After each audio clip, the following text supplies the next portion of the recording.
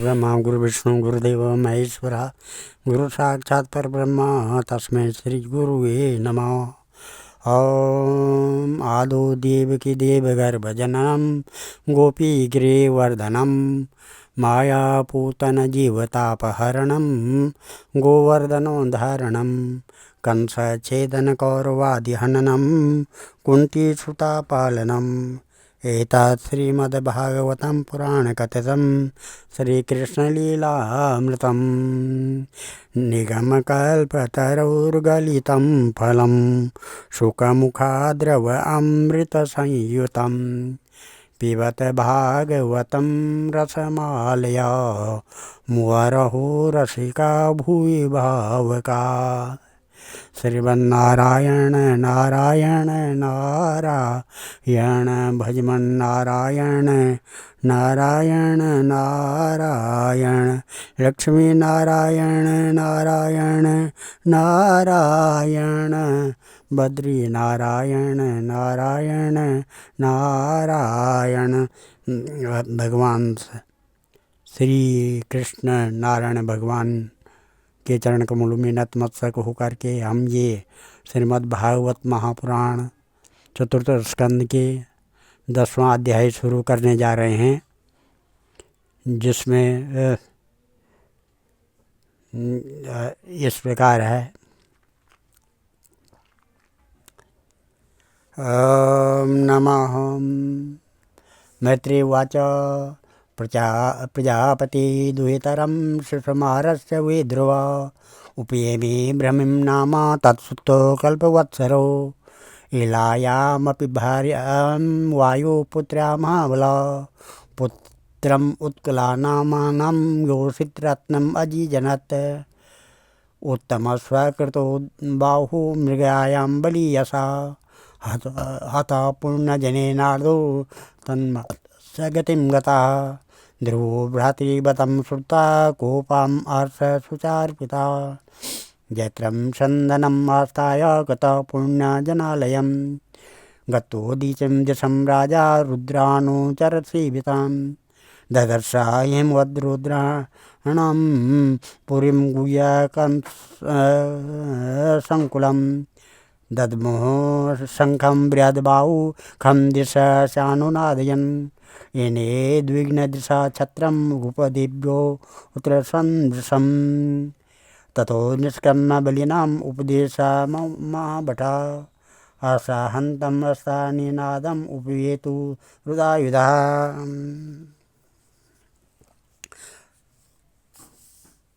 उत्तम 10वें अध्याय में उत्तम का महाराजाना और ध्रुव का यक्षों के साथ युद्ध।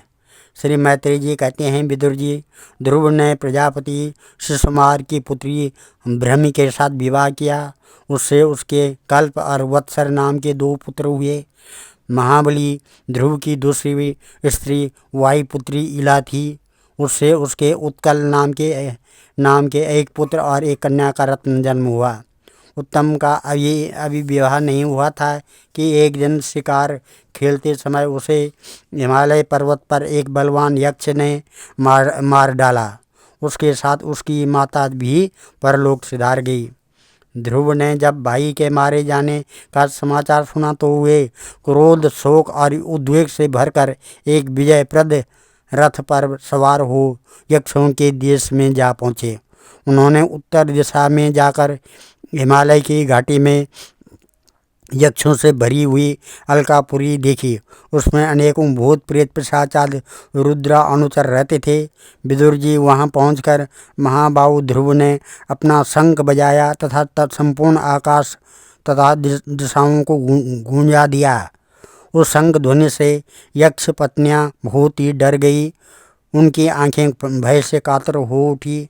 वीरवर विदुर जी, महाबलवान यक्ष वीरों को वह शंखनाद सहन न हुआ, इसलिए वे तरह तरह के अस्त्र शस्त्र लेकर नगर के बाहर निकल आए और ध्रुव पर टूट पड़े। महारथी ध्रुव प्रचंड धनुर्धर थे। उन्होंने एक ही साथ उनमें से प्रत्येक को 3-3 बाण मारे।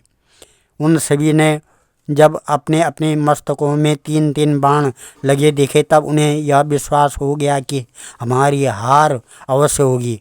वे ध्रुव जी के इस अद्भुत पराक्रम की प्रशंसा करने लगे। फिर जैसे सर्प किसी के पैरों का आघात नहीं सहते, उसी प्रकार ध्रुव के इस पराक्रम को न सहकर उन्होंने भी उनके बाणों के जवाब में एक ही साथ उनसे दूने 6 बाण छोड़े। यक्षों की संख्या 13 आयुत मतलब 1,30,000 थी। उन्होंने ध्रुव जी का बदला लेने के लिए अत्यंत कुपित होकर रथ और सारथी के सहित उन पर परिघ, खड़ग, प्रास, त्रिशूल, फरसा, शक्ति, रिष्टि, भूषंडी तथा चित्र विचित्र पंखदार बाणों की वर्षा की। इस भीषण शस्त्र वर्षा से ध्रुव जी बिल्कुल ढक गए। तब लोगों को उनका दिखना वैसे ही बंद हो गया जैसे भारी वर्षा से पर्वत का। उस समय जो सिद्धगण आकाश में स्थिर होकर यह दृश्य देख रहे थे, वे सब हाय हाय करके कहने लगे, आज यक्ष सेना रूप समुद्र में डूबकर यह मानव सूर्य अस्त हो गया।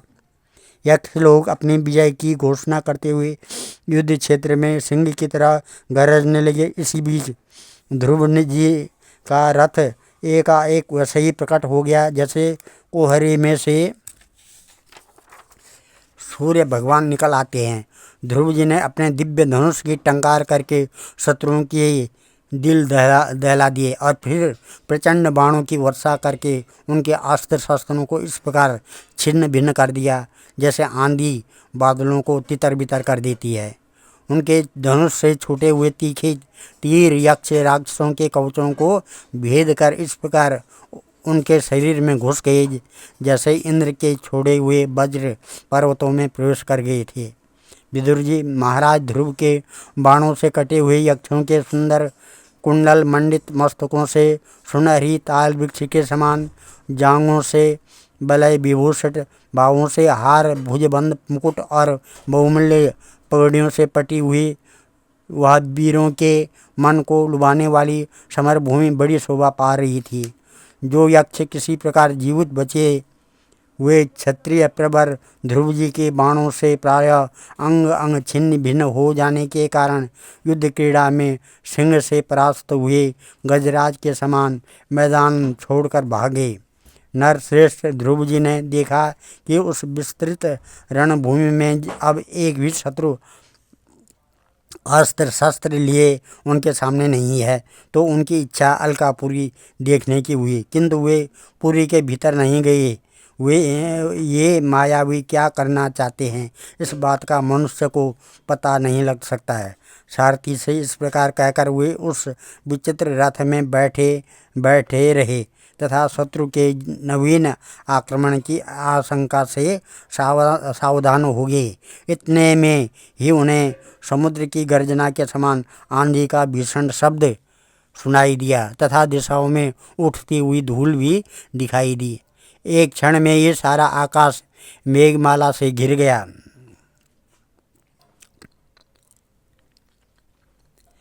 सब ओर भयंकर गड़गड़ाहट के साथ बिजली चमकने लगी। निष्पाप विदुर जी उन बादलों से खून, कफ, पीप, विषा, मूत्र एवं चर्बी की वर्षा होने लगी और ध्रुव जी के आगे आकाश से बहुत से धड़ गिरने लगे। फिर आकाश में एक पर्वत दिखाई दिया और सभी दिशाओं में पत्थरों की वर्षा के साथ गदा, परिध, तलवार और मूसल गिरने लगे। उन्होंने देखा कि बहुत से सर्प वज्र की तरह फुफकार मारते रोषपूर्ण नेत्रों से आग की चिंगारियां उगलते आ रहे हैं। झुंड के झुंड मतवाले हाथी, सिंह और बाघ भी दौड़े चले आ रहे हैं। प्रलय काल के समान भयंकर समुद्र अपनी उत्ताल तरंगों से पृथ्वी को सब ओर से डुबाता हुआ बड़ी भीषण गर्जना के साथ उनकी ओर बढ़ रहा है। क्रूर स्वभाव असुरों ने अपनी आसुरी माया से ऐसे ही बहुत से कौतुक दिखलाए जिनसे कायरों के मन कांप सकते थे। ध्रुव जी पर असुरों ने अपने दुस्तर माया फैलाई। यह सुनकर वहाँ कुछ मुनियों ने आकर उनके लिए मंगल कामना की। शताना पततो वीर उग्रधन्वा महारथा एकैकं विवपरस्वन्नवन् बाणैस्त्रिभिस्त्रिभिः ते वे ललाटालग्ने ग्रस्ते ऋषभि सर्व एवै मत्वा निरस्तम आत्मानं संकर्म तस्य तत् तेऽपि चामुमृष्यन्ता पादस्पर्शन म्यूरगा शरीरविद्वन् युगपदा द्विगुणं प्रचिकीर्षवा तथा परिद निस्तृष्य प्रासशूल परस्वदे शक्त्यष्टिवीर शुण्डीर्भिः चित्रवाजे शरीरपि अव्यवर्षन् प्रकुपिता शर्तं सारथिम् इच्छन्तस्तत्प्रतिकर्तुम् अयुतानि त्रयोदश ओतान् पादृशः तदा सहस्रवर्षेण भूरिणा न उपादृश्यत्तच्छन्नम् असारेण यथा गिरिः हाहाकारस्तदैवासीत् सिद्धानां दिवि पश्यताम् हतोऽयं मानवः सूर्यमग्नं पुण्यजनार्णवे न तत्सु यातु दानेषु जयकाशीष्वस्त्वमृधे उदतिष्ठत् रथस्तस्य निहारादिव भास्करः धनुर्विस्फोर्जयद्दिव्यं द्विशतं केदमुद्वहम् अस्त्रोगं व्यदम् उद्वारणैर्गणानि कमिवानिलः तस्य ते चापनिर्मुक्ता भित्त्वा वर्माणि रक्षसां कायानाविवि सुस्तीग्ना गिरीन शनयो यथा बल्ले सच्छिद्यमानानां शिरोभिः चारुकुण्डले उरुभिर्हेमतालाभिर्दोर्भिर्लय उवल्गुभिः हारे केयूरमुकुटैर् उष्णीश्च महान्दने आस्त्रीतासारणभूः रेजुवीरमनोहरा हता वसिष्ठा इतरेरणाजिरात् रक्षोगणा क्षत्रियवर्यसायके प्रायो विविक्ना वयवा विदुद्रुवो मृगेन्द्रविक्रीडितयुथपायिव अपश्यमाना स तदा ततायिना महामृदे कञ्चन मानवोत्तमा पुरीं दिदीक्षान्नपि न विसदृशां न मायिनं वेदचिकीर्षितं जना इति ब्रुवच्चित्ररथस्वसारथिं यत परेशं प्रतयोगसङ्केता शुश्रावशब्दं जलधीरिवेरितं नवश्वतो दिक्षुरजोर्मदृश्यत क्षणेनाच्छादितं व्योम गणानीकेन सर्वथा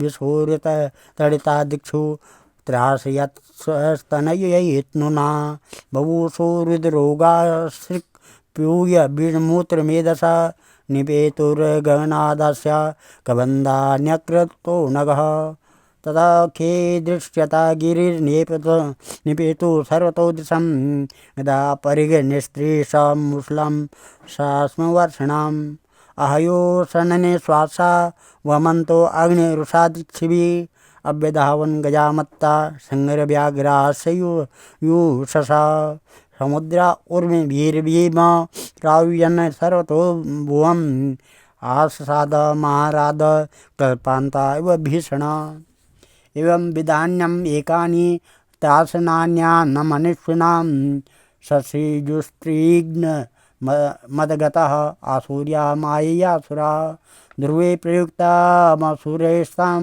मायामतिदुस्तरां निशम्य तसमुनिय समगा ततः मुनय ऊचु ओतान् पादी बहुवास्तवा सार्गधन्वा देवो क्षिणत्वन्वता आर्तिहरो विवक्षान् जन्नामधीयम् अभिधाय निशम्य चाद्या लोकोञ्जसा तरति दुस्तरमंगमत्यम्। मुनियों ने कहा, उत्तानपाद नंदन ध्रुव, शरणागत भयभंजन सार्गपाणी भगवान नारायण तुम्हारे शत्रुओं का संहार करें। भगवान का तो नाम ही ऐसा है जिसके सुनने और कीर्तन करने मात्र से मनुष्य दुस्तर मृत्यु के मुख से अनायास ही बच जाता है। ओम नमः। आज हम इस अध्याय को यहीं पर विराम देते हैं। ये 10वां अध्याय था और कल 11वां अध्याय होगा, जिसमें स्वयंभू मनु का ध्रुव जी को युद्ध बंद करने के लिए समझाना। इस ओम श्रवण श्री कृष्ण गोविंद हरे मुरारे, हे नाथ नारायण वासुदेवा, हे नाथ नारायण वासुदेवा, हे नाथ नारायण वासुदेवा। निगम कल्पतरोर्गलितं फलं, सुखमुखाद्रव अमृत संयुतं, पिबत भागवतं रसमालया, मुहुरहो रसिका भूय भावुका।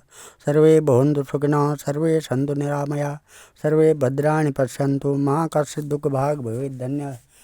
मंगलम भगवान विष्णु, मंगलम गरुड़ध्वजा, मंगलम पुंडरीकाक्ष, मंगलाय तनोहरि, मंगलम भगवान शंभु, मंगलम वृषभध्वजा, मंगलम पार्वतीनाथ, मंगलाय शिव शंकर। ओम सर्वमंगलमांगल्ये शिवे सर्वार्थ साधिके, शरणे त्र्यंबके गौरी नारायणी नमस्ते। अन्नपूर्णे सदा पूर्णे, शंकर प्राण बलवे, ज्ञान सौभाग्य सिद्ध्यर्थम भिक्षाम देहि च पार्वती। धन्यवाद।